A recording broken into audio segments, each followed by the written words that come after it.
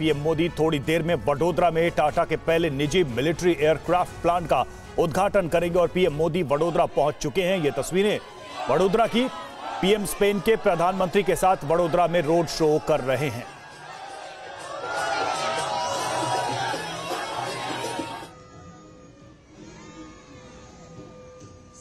तो प्रधानमंत्री इस वक्त रोड शो कर रहे हैं। ये देखिए तस्वीरें हम आपको दिखा रहे हैं यहां पर।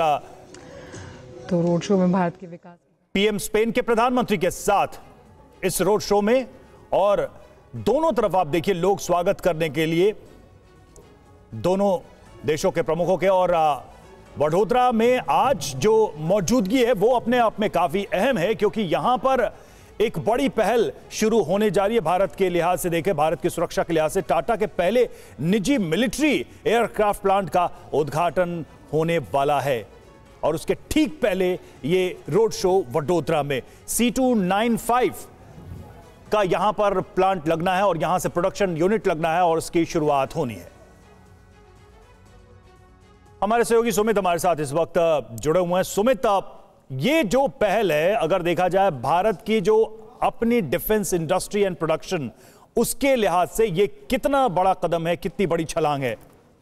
देखिए बिल्कुल, क्योंकि अगर भारत में इस तरीके का एयरक्राफ्ट, मीडियम रेंज का ट्रांसपोर्टर एयरक्राफ्ट बन रहा है तो निश्चित तौर पर भारत के लिए एक बड़ी उपलब्धि है डिफेंस सेक्टर के लिए। और आप देखिए कि 16 एयरक्राफ्ट खुद एयरबस देगा, बल्कि 40 से ज़्यादा एयरक्राफ्ट जो है वो भारत में ही बनेंगे। और इससे ना सिर्फ भारत में एक प्रोडक्शन लाइन स्टैब्लिश होगी, बल्कि आप मानिए कि अगर भारत को उसकी कभी मेंटेनेंस करनी पड़ी, कभी उसमें कोई चेंजेस करने पड़े या फिर उसको आगे मैन्युफैक्चरिंग को एक्सपोर्ट भी करना पड़ा आने वाले वक्त में, तो भारत के हर लिहाज से आप देख सकते हैं कि आप मिलिट्री पॉइंट ऑफ व्यू से देखिए, आप टेक्नोलॉजिकल पॉइंट ऑफ व्यू से देखिए, आप देखिए कि किस तरीके से उसमें एम्प्लॉयमेंट जनरेशन होगा। इन सभी लिहाज से भारत के लिए बहुत बेहतरीन काम होगा। और सबसे खास बात यह कि भारत खुद के ऐसे बड़े ट्रांसपोर्टर एयरक्राफ्ट भी आने वाले वक्त में बना पाएगा, जो भारत की खासतौर पर आर्मी के लिए, एयरफोर्स के लिए बहुत जरूरी है। क्योंकि अगर आप इस एयरक्राफ्ट की खासियत की बात करें तो मीडियम रेंज का ट्रांसपोर्टर एयरक्राफ्ट है, जो करीबन 60 से 70 लोगों को ले सकता है। मतलब उसके अंदर उनके बैठने की जगह है, 9 टन से ऊपर इसमें पेलोड कैपेसिटी है। तो निश्चित तौर पर कई इसकी ऐसी खासियत है जो खास तौर पर भारत की ना सिर्फ एयरफोर्स के लिए बल्कि आप देखिए आर्मी के लिए, नेवी के लिए बहुत मददगार साबित होगी। और यही वजह है कि भारत ने ना सिर्फ एयरबस के साथ जब कॉन्ट्रैक्ट किया तब ये साफ तौर पर कहा गया कि इसमें से ज्यादातर जो एयरक्राफ्ट है वो भारत में ही बनाए जाएंगे, उसकी प्रोडक्शन लाइन भी भारत में बनेगी। और आज प्रधानमंत्री मोदी अगर आप देखें तो उसको इनॉग्रेट कर रहे हैं। और खास बात ये 2022 के बाद 2 साल लगे इसको आप कह सकते हैं तैयार होने में, लेकिन अब 2 साल के बाद यानी 2024 के बाद से लगातार ये फैसिलिटी स्टार्ट हो जाएगी। रवि।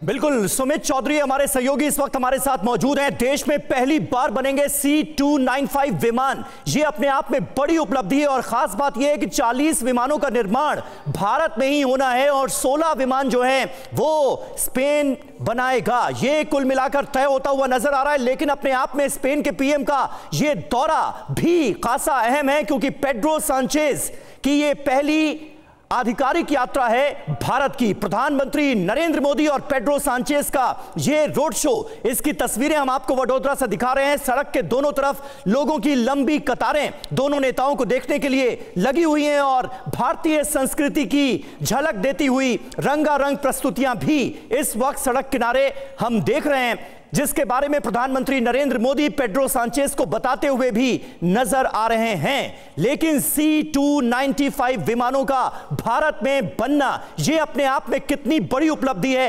क्योंकि ब्रिगेडियर शरदेंदु ऐसा पहली बार होने जा रहा है और 40 C295 विमान जो हैं वो तो भारत में ही बनेंगे। तो आत्मनिर्भर भारत का जो सपना देखा गया है खास करके डिफेंस सेक्टर में, उस लिहाज से अगर हम बात करें शरदेंदु जी, तो ये उपलब्धि कितनी अहम आपकी नजरों में? देखिए, ये अपने आप में बहुत बड़ा माइलस्टोन है। C295 का मैन्युफैक्चरिंग हिंदुस्तान में होता है और अगले 40 जो एयरक्राफ्ट हिंदुस्तान में बनेंगे, तो एक स्टेट ऑफ आर्ट टेक्नोलॉजी के साथ इस विमान का मैन्युफैक्चरिंग हो रहा है। और साथ में जिस तरीके से हमारा कोलैबोरेशन बाहर की कंपनियों से हो रहा है वो भी काबिल तारीफ है और ये मेक इन इंडिया की तरफ से एक बहुत बड़ा स्टेप होगा। और साथ में हमारी जो डिफेंस की रिक्वायरमेंट है, जो हमारा स्ट्रेटेजिक मूव है from one sector to another sector, उसमें हमें गतिशीलता मिलेगी, वो बहुत ही स्पीडी तरीके से हम अपने फोर्सेस को मोबिलाइज कर सकेंगे। और सबसे बड़ी बात है कि हम सेल्फ सस्टेनिंग बनते चले जा रहे हैं, चाहे वो डिफेंस का फील्ड हो चाहे कोई और फील्ड हो। और साथ में अगर आप एक स्टेप और आगे बढ़ के देखें तो आगे आने वाले दिनों में हमारी कॉमर्स, हमारी एक्सपोर्ट की कैपेबिलिटी बनती है। हिंदुस्तान आज की डेट में डिफेंस का एक बहुत बड़ा एक्सपोर्टर बनता चला जा रहा है और दिन दुनी रात चौगनी इसमें हमारे रेवेन्यू में इजाफा हो रहा है। तो अगर हम इसको मैन्युफैक्चर करके बाहर एक्सपोर्ट करते हैं, दूसरे कंट्री को भी देते हैं, तो हमारे जो कॉमर्शियल इंटरेस्ट है,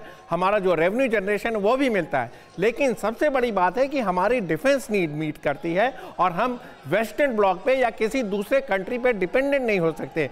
एक तरफ हम फाइटर एयरक्राफ्ट बना रहे हैं, दूसरी तरफ हम ट्रांसपोर्टर बना रहे हैं, तो एक पूरा समग्र प्लान डिफेंस प्रोडक्शन का है जिससे कि हम थल सेना, वायुसेना और जल सेना तीनों को आत्मनिर्भर बना रहे हैं। एक तरफ न्यूक्लियर पनडुब्बी बन रही है, दूसरी तरफ हमारे गन्स बन रही हैं, टैंक्स बन रहे हैं और तीसरी तरफ एयरक्राफ्ट और साथ में ट्रांसपोर्टर एयरक्राफ्ट। तो देख लीजिए कितनी बड़ी भूमिका हिंदुस्तान। सही बात है, ये अपने आप में बहुत बड़ी अचीवमेंट है, बड़ी उपलब्धि है और निश्चित तौर पर डिफेंस सेक्टर में आज की तारीख में भारत जो कर रहा है उस पर दुनिया रश करती हुई नजर आ रही है। C-295 विमान जो हैं 56 टोटल विमान बनने हैं, जिनमें से 16 स्पेन में बनेंगे और वहां से आएंगे और बाकी विमानों का निर्माण यहीं हमारे देश भारत में होना है।